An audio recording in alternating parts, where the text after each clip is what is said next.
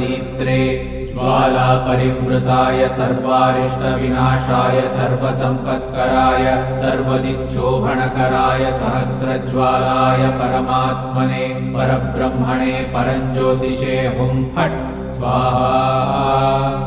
ॐ श्रीं ह्रीं ऐं क्लीं कृष्णाय गोविन्दाय गोपीजनवल्लभाय पराय परमपुरुषाय परमात्मने परकर्म मंत्र यंत्र तंत्रौषधास्त्र शस्त्राणि संहर संहर मृत्योर्मोचय मोचय आयुर्वर्धय वर्धय क्षिप्रारोग्यं च कुरु कुरु सर्वकार्यसिद्धिं कुरु कुरु।